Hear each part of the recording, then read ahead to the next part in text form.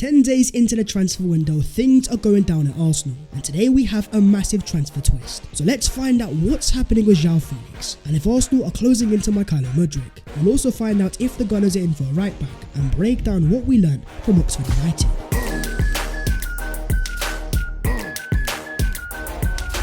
Yo, what is going on, guys? My name is Babs14 and welcome back to your boys channel. I hope you guys are doing sensational and we are in slightly different surroundings than normal, so hopefully I don't sound too different. But as per, if you enjoy the content, don't forget to smash a like and subscribe to the channel if you are new, and help your boy on his road to 150,000 subscribers. And let's start off with all of the latest Arsenal transfer news. There is a right back emerging out of Portugal. Sporting Lisbon's Pedro Porro, a Spanish international and a former player of Manchester City, but currently playing in the Portuguese league, and he is thriving. We are talking 5 assists in 12 appearances this season, and he has caught the eyes of Tottenham, Chelsea and our very own Arsenal Football Club.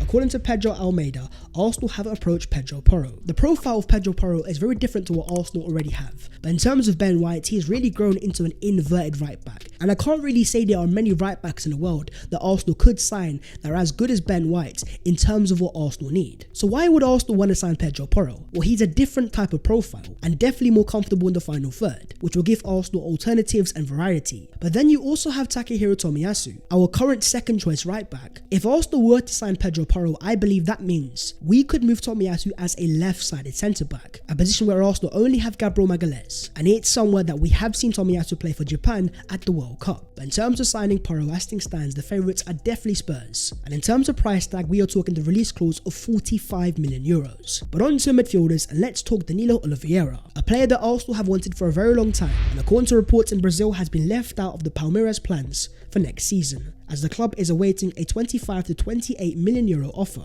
And there is an offer that has arrived from the Premier League, but that's from Nottingham Forest, who have launched an £18 million bid to sign Danilo, an RKO out of nowhere. And Forest are moving fast, with other reports claiming that they are closing into a deal. But in terms of Arsenal and Danilo, I believe they have cooled their interest, and they trust upon Thomas Partey and Mohamed Elneny until the end of the season. But do you guys still believe that Arsenal need a new number 6 in this window? Moving on to the forwards, Brighton's Leandro Trossard is out of contract at the end of the season. He's going to be free and available, and according to Alex Crook, Arsenal are now monitoring the developments of Leandro Trossard. Trossard's agent is offering him out to many of the top Premier League clubs, including Arsenal, Liverpool and so many others. And having scored 7 league goals this season, Trossard is a versatile profile, able to play as a centre forward but also out wide. He has got that Premier League experience and wouldn't need time to adapt. But is Trossard a level raiser? He would give Arsenal an option, but Arsenal want to build a competitive environment where players have the ability to overtake others, and I just don't think Trossard is that guy. But talking of the forwards, Joao Felix is a player that Arsenal have been trying to sign this window. They were negotiating with George Mendes, but then out of nowhere enter Todd Bowley's Chelsea, and according to David Ornstein, they have reached a verbal agreement to sign Joao Felix on loan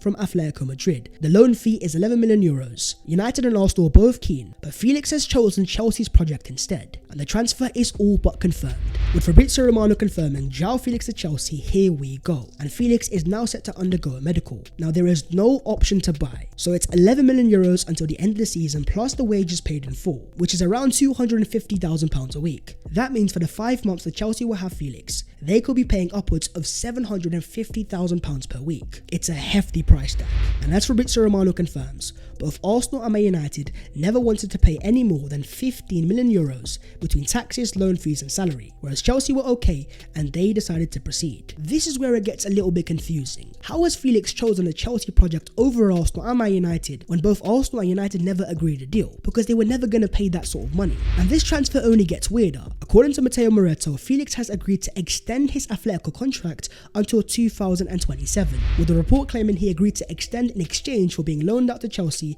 without a purchase option, which only means Atletico can demand even more money in terms of a permanent transfer, with there being no option to buy the expensive wages and the expensive loan fee. As great as a signing as I believe Joao Felix would have been, I can understand Arsenal's reluctance to pay that sort of money. Comment down below your thoughts on Arsenal not signing Joao Felix. But in terms of the forwards, Arsenal are still in for Mykhaylo Mudryk, and according to Nazar Cancella, Arsenal were offered Felix, but they have put all their efforts into securing Shakhtar winger Mykhaylo Mudryk instead. Felix was more of an opportunity, but Mudryk has always been a long-term priority, and Arsenal have been negotiating, they have made 2 offers, the last one worth £62 million, and it looks like we have got positive news, as according to Santi Auna of Foot Mercato, Arsenal and Shakhtar are closing in on a full deal for Mykhaylo Mudryk. Arsenal are advancing, this deal is getting closer, and according to reliable reports out of Ukraine, Arsenal and Shakhtar are now on the verge of agreeing a deal for Mykhaylo Mudryk. Discussions are now around the ratio of the transfer and the bonuses of the deal, with Arsenal wanting 30% of the fee to be in add-ons, but Shakhtar wanting 20%. So this seems like less about finances and more about payment structure, and that means the negotiations have entered the final stages. And as Darmeshev says, Mudryk to Arsenal now seems imminent. With Felix going to Chelsea, it looks like Arsenal are pushing even harder to get Mudryk over the line, and this deal is set to be expensive.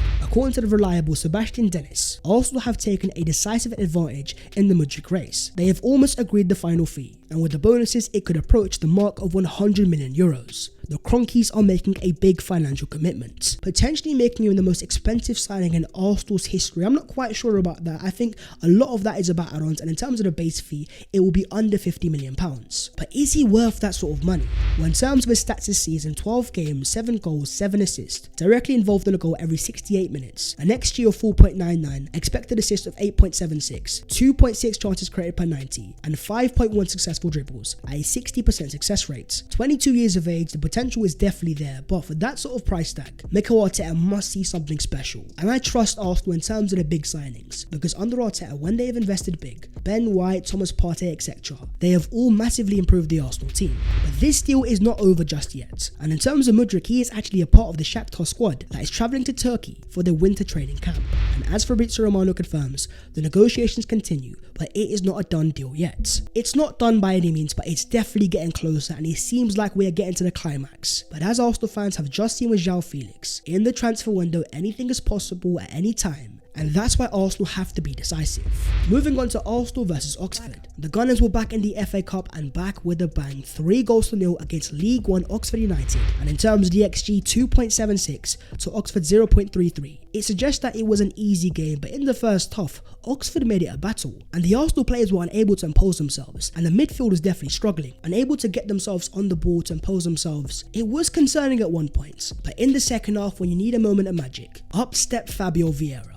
A superb delivery to find Mohamed El-Neni. It is yet another example of the devastating final ball. Also assisting the Arsenal second, Vieira was the highest Arsenal player in terms of expected threat created, with an 8.7 overall rating, 2 assists, 4 key passes and 2 big chances created. Vieira is a moments player. So far in his Arsenal career, he hasn't been able to control games and really impose himself week in, week out. But when he's given time and space, his final ball is just so good and so devastating. Once he bulks up physically and adapts, this guy will be a game changer. And as Mykhaylo Arteta said before the game, I think physically he has reached the level now where he can compete at the standards that we want. Games coming thick and fast, Europa League, FA Cup, Premier League title charge. Alongside the returning Emile Smith-Rowe, we're going to need Fabio Vieira. But we also have to talk about the goal scorer Eddie Nketiah. An 8.5 overall rating, 2 goals scored, 5 shots in total and 1 successful dribble. It may have been a team in League One, but Nketiah is showing time and time again, when you start him, he is going to score goals. And this year he has 8 goal contributions in 10 Arsenal starts, and 4 goals in his last 4 games. In the absence of Gabriel Jesus, Nketiah is stepping up in terms of goal scoring, and he has now scored 17 goals in 24 starts for Arsenal in all competitions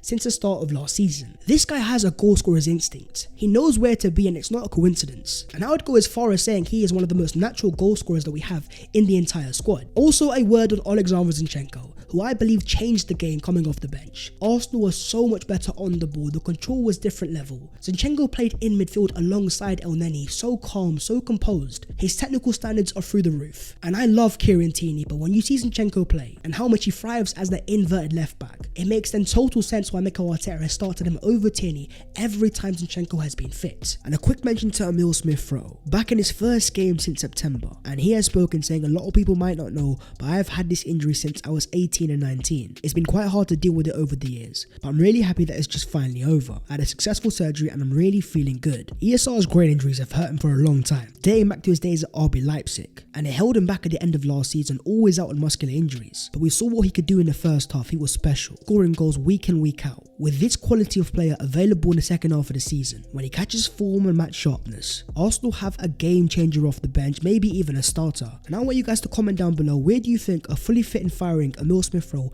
fits into the current Arsenal first team. But what about Bukayo Saka, who was taken off injured? Well, thankfully Mikel Arteta has confirmed that Bukayo Saka is fine. But the fact that you had to start Saka, Martinelli, Gabriel and so many other first teamers against a team in League One, it reaffirms what Mikel Arteta says, that we have got a very short squad at the moment. In so many different areas, Arsenal only have one top player. And that is why it's so important that Arsenal maximise this January. Arsenal have a crazy opportunity, 5 points clear at the top of the league. We need to now be decisive and we need to now invest. But in terms of the FA Cup, we have now set up a tie against Man City away in the next round. Moving on to the other Arsenal news today, and starting off with Arsenal appointing a new coach. According to David Ornstein, Arsenal have appointed Houssem Issa as the attacking phase coach, and the 34-year-old joins Arsenal in the summer to help the first team and top academy talents on technical work. Also known as Tekis Guru, he's a former non-league player and has stood in for Messi on commercial ads. Former player for #United, Tekis Guru. Some fans have the idea that this guy is a bit of a freestyler,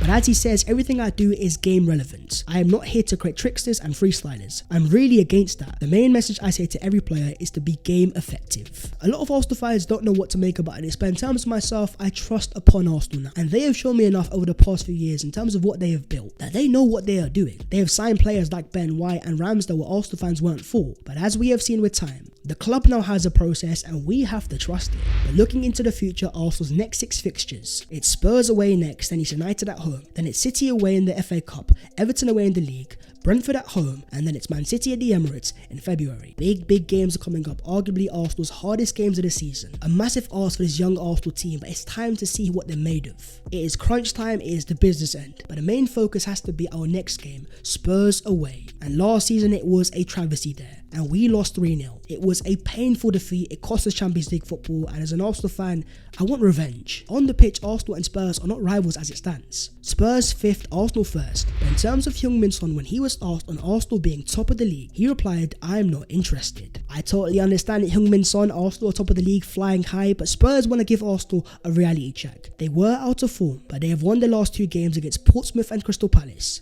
Harry Kane's on fire. But let's not forget that the Spurs defence has been shaky, conceding over 2 goals per game on a regular, and Arsenal will have the firepower to break that. But also in terms of form, Arsenal are better than ever. They have won 20 games in all competitions this season, hitting that total in just 25 games. That is the fewest games they've needed to reach 20 wins in any season of their history. The form of Arsenal right now is something that Arsenal fans have never seen, even with the Invincibles. That's how good Arsenal have been, but we have to now sustain that. And after that minor setback against Newcastle, and if we're fighting for the title, if we can go to Spurs away and do something there, then more and more Arsenal fans will start to believe something special might just be happening. But that is the video there and there, so hopefully you guys have enjoyed. If you have, don't forget to smash a like and also subscribe to the channel if you are new. If you want to follow your boy on all of his social medias, then the links are down below in the description. But that was today's episode of the Transfers FC, and Joao Felix is going to Chelsea, but Arsenal are closing into a deal to sign Mykhaylo Mudryk. So I will see you next time. Take care of yourselves, stay tuned, and elevate.